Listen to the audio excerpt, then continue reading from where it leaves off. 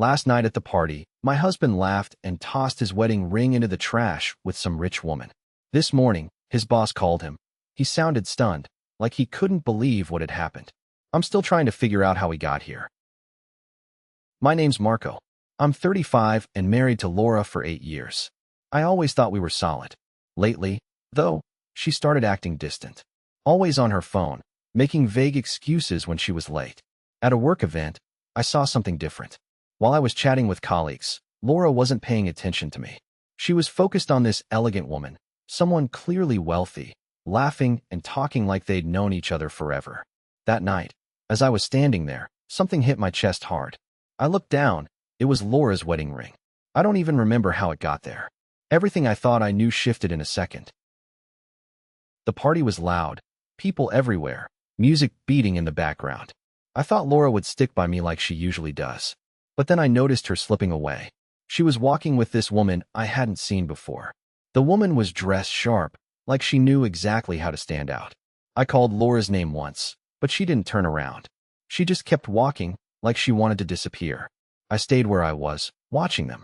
They moved to a quieter corner. I thought maybe Laura would come back soon, but she didn't. Instead, I saw her laughing with that woman. Not just a little smile or polite laugh. It was full on, like they shared some kind of joke I wasn't part of. Laura's head tilted back, her eyes sparkling. I felt this strange knot form in my stomach, but I pushed it down. Maybe she was just having fun. Then, the woman leaned in close to Laura. They were almost touching, whispering to each other. Laura's hand brushed the woman's arm in a way that stopped me cold. She didn't even glance my way. I tried to catch her eye once, but she looked right past me, like I was invisible. It was a sharp kind of sting, like I was suddenly the outsider in our own party. A little later, I saw Laura's hand reach into her pocket. She pulled out her wedding ring, the one she always wore on her finger. I thought she was just fiddling with it, but then she threw it at me. Not gently, but like she wanted to make sure I saw it land at my feet. She was laughing with that woman, standing there like it was some kind of joke. I picked up the ring, feeling the cold metal in my hand. My heart hammered, but my face stayed calm. I didn't know what to say. I wanted to ask who the woman was, why Laura was acting like that. But the words got stuck. I just stood there, holding the ring, watching them laugh together. The woman looked over at me once with a small, knowing smile. Laura's eyes met mine briefly, and there was something there, something I couldn't place. Maybe regret? Maybe something else. Then Laura said it. Quiet, but clear. You should go home alone. She sounded sure, like she wanted me out of the picture for good. I didn't move. I wanted to ask her why, what was going on, but I didn't. The room felt heavy, even with the music still playing. The woman took Laura's hand, and they walked away, leaving me standing there with the ring in my hand. I thought it was over, but the silence that followed said otherwise. I got home later than usual that night. The door was unlocked, which wasn't like Laura, but I didn't think much of it at first. When I stepped inside, I could hear the TV in the living room. I called out, "Laura." No answer. Then I saw her sitting on the couch, her phone in her hand, scrolling but not really paying attention. I didn't say anything at first. I just stood there, watching her. Then I asked, "Who was that woman I saw you with earlier?" My voice was calm, but inside, I felt a tight knot forming. Laura looked up and gave me a quick smile. "Just a friend," she said, but something about the way she said it didn't sit right with me. Her eyes flicked away too fast. I stepped closer. "Just a friend? And what about the ring? Why did you throw it?" My voice got firmer. I wasn't sure if I was angry or confused, but I needed an answer. She laughed nervously, a little too loud. "It was just a joke. You know, like one of those silly things you do when you're annoyed." I shook my head. It didn't look like a joke to me. It looked like you wanted to hurt me. She shrugged, avoiding eye contact. "You're overreacting." I didn't mean anything by it. The room felt smaller all of a sudden. I could almost hear the space between us growing, like a silent wall rising up. I wanted to push past it, to break through whatever she was hiding, but all I could do was stand there and watch her pull away. I tried again, softer this time. "Laura, I don't get it. Why throw the ring like that? It's not just some object. It means something to me." She looked at me then, really looked at me, and for a second, I thought she might say something real. But instead, she just smiled that nervous smile and said, "It was stupid. I'm sorry." I nodded slowly, but inside, I felt a cold doubt settling in. The way she acted, the way she dodged my questions, It told me there was more going on. Something she wasn't ready to say. I wanted to push harder, but I didn't. I didn't want to start a fight or make her shut down completely. So I just stood there, silent, hoping she'd open up on her own. But she didn't. Instead, she reached for the remote and turned the volume up on the TV. I sat down on the edge of the couch, my hands clenched together. The room was noisy from the show, but the silence between us was louder. I thought maybe if I waited, she'd say something. Anything. But the longer I waited, the clearer it became. There was more beneath the surface, and she wasn't ready to show it. I looked at her one last time before I got up. If this was a joke, I said quietly. It didn't feel like one. She didn't answer, just kept staring at the screen like it was the only thing that mattered. I left the room and closed the door behind me, but the feeling didn't leave. It stayed with me, heavier than before. I thought it was just a bad night, but the silence that followed said otherwise. I woke up that morning feeling heavy but trying to push it down. Laura was already up when I came out of the bedroom. She looked tired, like she hadn't slept much. I didn't say anything at first. I just stood there, waiting for her to speak.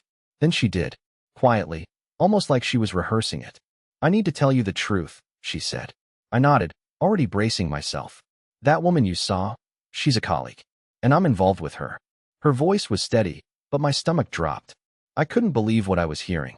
"You mean, like a relationship?" I asked, my voice cracking a little. She nodded again. "Yes, we've been seeing each other for months." My mind raced. Months? How had I missed this? How was I supposed to process that right now? I swallowed hard. "Why? Why are you with her?" I needed to know. Her answer hit me with the weight of a punch. "Because she's rich. She can give me a life you can't." I stared at her, trying to understand. I thought we had something real. I thought we were building a future together. And here she was telling me she chose someone else because of money. Because I wasn't enough. I felt a mix of anger and shame. Anger at her for hiding this. Shame because maybe she was right. Maybe I wasn't enough. I couldn't speak for a moment. My hands clenched into fists. "How long?" I finally asked, my voice quieter than I wanted. "Since before we got married," she said, looking down at her hands. That sentence hit me harder than anything else. Before we got married. She had been living a double life all along. All those months we planned the wedding, talked about the future, she was with someone else. I felt my heart pounding in my chest. I wanted to shout, to ask how she could do that to me, but the words caught in my throat. Instead, I just stood there, the room suddenly feeling too small, too suffocating.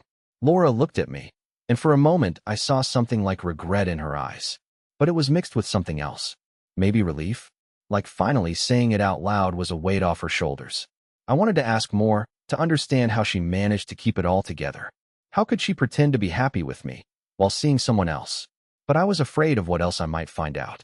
Instead, I said nothing. I just nodded slowly, feeling like the ground beneath me was shifting.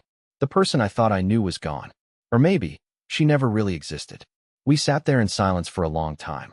I could hear my own breathing, loud and uneven. Laura's eyes were fixed on the floor. Neither of us moved. I thought it was the end of something, but the silence that followed said otherwise. I didn't want to stay there any longer.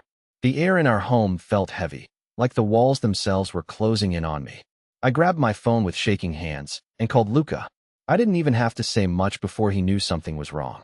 When I told him, my voice cracked, and I could barely breathe through the words. He didn't ask questions. He just said, "Come over. You're not alone." I started packing right away. The silence in the house was deafening. Every room held memories, and I couldn't look at any of them without feeling sick. I shoved clothes into a bag, trying not to think about Laura or what had just happened. Part of me kept asking, who else knew? Was it just her? Or were there others? The thought gnawed at me, but I pushed it down. I needed to get out. In the taxi, my hands were still trembling. I stared out the window, but the city lights blurred into one long streak. I kept replaying the conversation in my head. The way Laura didn't even try to defend herself. The way she looked at me, like I was some stranger who had caught her. It felt like a punch in the gut. I wanted to scream, but all I could do was sit there and feel the emptiness grow inside me. When I got to Luca's place, he met me at the door with a quiet hug. No awkward questions, just steady support. I didn't have to explain everything again. He could read it in my face. He made me a cup of tea, and we sat on the couch in silence for a while. I felt safe there, but also raw, like my skin had been peeled back and exposed to the cold air. I told him about my doubts. Do you think anyone else knew? I asked, voice barely above a whisper. Lucas shook his head slowly. I don't know, but you should focus on what you can control, like getting through tonight. His words made sense, but the fear didn't go away. I kept wondering if I'd been surrounded by people pretending everything was fine. I thought about calling Laura, but I stopped. What would I even say? Why? Who else? There was no point. I wanted answers, but I wasn't sure I wanted to hear them. I felt betrayed, but also ashamed. Like I had missed all the signs. I kept thinking about the quiet moments, the small lies, the way things changed without me noticing. Lucas stayed up with me until I fell asleep on his couch. Even then, the silence between us was thick. I felt broken, but also oddly relieved. Maybe leaving was the first step. Maybe now I could start figuring out who I could really trust. But that doubt was still there, lurking. The quiet question that wouldn't let me rest. I thought it was over, but the silence that followed said otherwise. I met up with Luca on a quiet Friday evening. We sat outside the small cafe, the one we used to go to together with the group. I wanted answers, but I wasn't sure what I was really ready to hear. Luca looked uneasy, like he'd been holding something back for a while. So, I started, trying to keep my voice steady. How long have people known about her and him? I didn't want to name names, but Luca knew exactly who I meant. He sighed, glanced around like he didn't want anyone overhearing, then said, "More than you think." A lot of the group knew. I mean, not everyone, but some did. And no one said a word to you. I felt my stomach drop. I couldn't believe it. The friends I trusted, the ones I thought I could count on, they all just kept quiet. I looked at Luca, searching his face for some kind of explanation. Why didn't anyone tell me? I asked, voice low. I think they were scared. Scared of breaking things up, scared of drama, Lucas said. Some probably thought you'd find out eventually. Others just didn't want to get involved. Hearing this stung worse than I expected. It wasn't just about her anymore. It was about the people I thought were there for me. I felt trapped in a bubble that had popped long ago without me noticing. I kept pressing. Did Laura say anything to you about all this? Luca hesitated, then nodded. Yeah, she told me. She had a secret account, too, with her lover. I blinked, trying to process what he just said. A secret account? Like what? Messages, photos, stuff she didn't want anyone, especially you, to see. The words hit me hard. I realized the lie was bigger than I thought.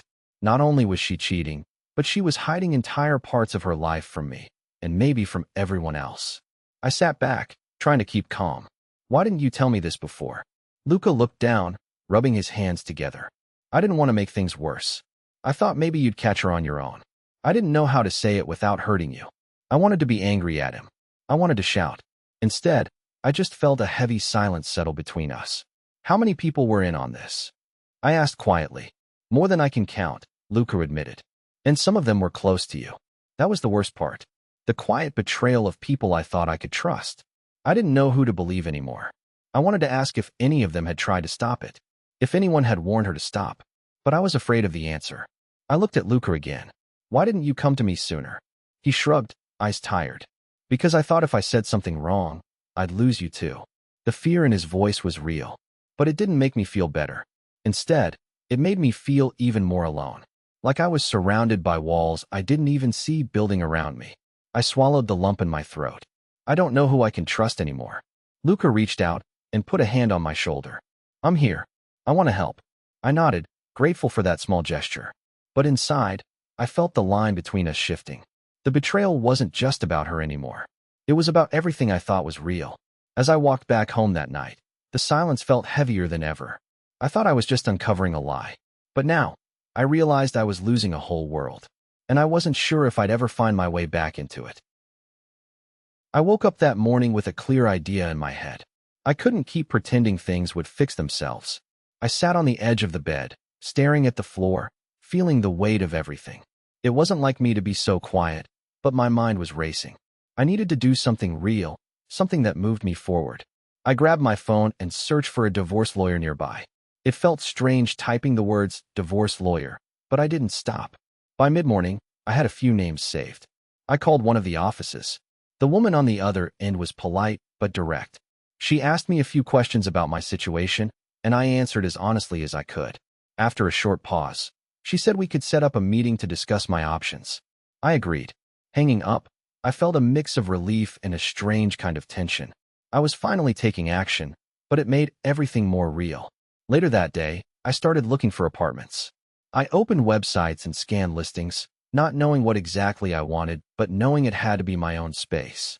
I bookmarked a few places, small enough to feel manageable, but big enough not to feel like I was punishing myself. Each place I looked at felt like a tiny step away from what Laura and I had built. I kept telling myself it was okay to want this, that I deserved to feel safe and in control. I didn't tell Laura what I was doing. I wasn't ready for that conversation yet. I figured I needed to be sure before I spoke up.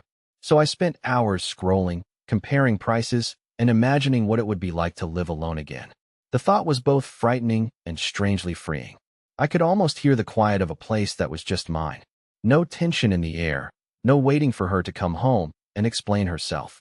When I finally closed the laptop, the room felt heavy. I sat back and exhaled slowly. It was like I had taken the first real step out of a fog I hadn't realized was so dense. I didn't feel angry or sad yet. Mostly, I felt determined. Determined to close this chapter, even if it hurt. I knew it wouldn't be easy, but I also knew I couldn't stay stuck any longer. I kept going over the thought of moving forward without Laura.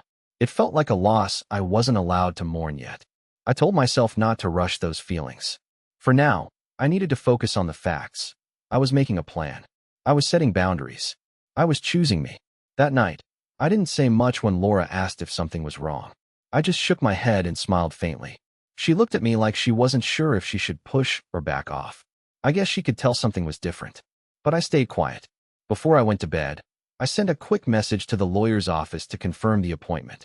I stared at the screen for a moment, then switched my phone off. I lay back and closed my eyes, feeling the strange mix of fear and relief that comes with knowing you're about to change your life. I thought it was the end of the story, but the silence that followed said otherwise. I stood in the hallway outside our bedroom, the envelope heavy in my hand. The house was quiet except for the faint hum of the air conditioner. I hadn't spoken to Laura all day, and it felt like the walls themselves were waiting for me to make the first move. I took a breath, then pushed the door open. She was sitting on the edge of the bed, scrolling through her phone. She looked up when I walked in, but didn't get up or say anything. I could see the tired lines under her eyes, but there was something else, an unreadable look, like she was trying to decide how much she wanted to care right now. I held out the envelope. "It's over, Laura." She blinked, then slowly took it from me. Her fingers didn't tremble, but they weren't steady either. She looked down at the papers without a word. I waited, feeling the silence stretch. It was the kind of silence that presses on your chest, but I didn't want to break it with anything light or easy. "Why?" I finally said. "Why did you do this to me?" She didn't answer. She just folded the papers carefully and slipped them onto the nightstand. Her eyes met mine for a moment, but there was no fire there. No explanation, no apology, no anger. Just quiet. I wanted to say more, to demand something, anything, but the words stuck in my throat. Instead, I turned away and headed for the door. I didn't look back. I could feel her watching me go, but I couldn't let myself turn around. The hallway felt longer than it should have. Every step I took echoed in my ears, louder than it had any right to be in an empty house. I kept thinking about what I wanted to say, how I wanted to make her understand what this meant for me, but the words felt useless now. Outside, the air was cooler than inside. I pulled my jacket tighter and looked up at the sky. It was dark, but the stars were out, distant and cold. I thought about the future, about the space that was opening up between us, and how I had no idea what would come next. I felt a strange mix of things, relief that the waiting was over, sadness that it had to end like this, and something like hope, though I wasn't sure for what. I wanted to believe I could move on, that I could find a way to be okay without her. But the quiet that followed the door closing behind me told a different story. I thought it was over, but the silence that followed said otherwise. It's been 3 weeks since I moved out. I don't talk to Laura anymore. I deleted her number and blocked her on everything. At first, I thought I'd just hear from her, maybe get some kind of explanation or apology. But nothing came. It's quiet now. Almost too quiet. I'm in a new apartment by myself. It's smaller than what we had, but I wanted that. I didn't want reminders of her everywhere. The boxes are still half unpacked in the corner. I keep telling myself I'll get to it, but it's hard to care. I spend a lot of time just sitting, trying not to think about what happened, or trying to think about what's next. I started going to a support group last week. It's for people who've been through cheating or betrayals like mine. I was nervous at first, sitting in a room full of strangers, talking about stuff I never wanted to share. But it's been different than I thought. People there get it. They don't judge. Just listening to others made me realize I'm not alone. That made me feel a little less broken. We go around and say a little about our stories. Some of the people there have been through worse, or for longer, but it doesn't make mine smaller or bigger. It just is. When I talk, I keep my voice steady. I say what happened, but I don't let myself get angry or cry in the group. Not yet. Maybe I will someday. For now, it's enough to say it out loud. After the meetings, some people stay and talk. Yesterday, a guy named Mark told me he felt like his life was over when he found out. I told him I felt the same. There's this quiet understanding between us. We don't need to fix each other. Just knowing someone else gets it helps. At home, I'm trying to rebuild my routine. I cook my own food now, even if it's just simple stuff. I go for walks in the evening when the city is calm. I keep my phone off most of the time. It's like I'm learning how to be alone without feeling lonely all the time. Some nights are harder. I lie awake thinking about what I lost. But I don't call her, and I don't check her social media. That part's the hardest, but also the most important. I've been thinking about who I am without her. It's strange. I don't know if I like the person I'm becoming yet. But it's someone new. Someone who's had to face a lot and still keeps moving forward. I don't smile as much, but when I do, it feels real, not forced. I told a friend the other day that I'm scared this pain will never go away. She said maybe it won't, and that's okay. That stuck with me. Maybe this is just part of my story now. Not the whole story, but a piece of it. I'm not ready to forgive Laura. I'm not even sure if I want to. But I'm starting to forgive myself. For staying as long as I did. For hoping things would change. For not seeing the signs sooner. It's slow work, but it feels necessary. There's a small park near my apartment. I sit there sometimes and watch the world go by. People with their phones, dogs chasing balls, kids laughing. It's ordinary, and that's comforting. Life still moves on, even when you don't want it to. I don't know what the future holds. I don't know if I'll ever want to be with someone again. But I know I want to find peace. Even if it's just a quiet peace, without fireworks or big moments. Just calm. I thought the hardest part was leaving her. But it turns out, the hardest part is living with what happened after you're already gone. Every day is a choice to keep going or to fall back into the past. Some days, I almost give in. But then I remember the support group, the walks, the small dinners I made myself that tasted okay. I'm still angry sometimes. Not loud or screaming angry, but the kind that sits in your chest, steady and sharp. I'm learning to live with that too. To let it remind me that I mattered. That what she did wasn't okay. I don't want to be defined by this betrayal. But I can't ignore it either. It's part of me now. And maybe that's the quiet truth I need to accept before I can move on. I thought it was over. But the silence that followed said otherwise. It's been about a month since Laura and I officially separated. I'm living alone now, in the apartment that used to feel like ours. It's quieter here, and sometimes that silence hits harder than I expect. But I'm starting to find a new rhythm, even if it's slow and uneven. Laura's still with the other guy, and I've cut off all contact with both of them. It hurt to do that at first, but I realized I needed space to stop second-guessing myself. I learned the hard way not to trust blindly anymore. My gut was warning me long before I saw everything clearly, and I ignored it. That's something I won't do again. Right now, I'm focusing on myself. On figuring out what I want without anyone else's influence. I'm trying to accept that healing won't be quick or simple. Some days are harder, but I'm determined not to let this break me. It's not about forgetting or pretending nothing happened. It's about moving forward, even if it's just a little bit at a time.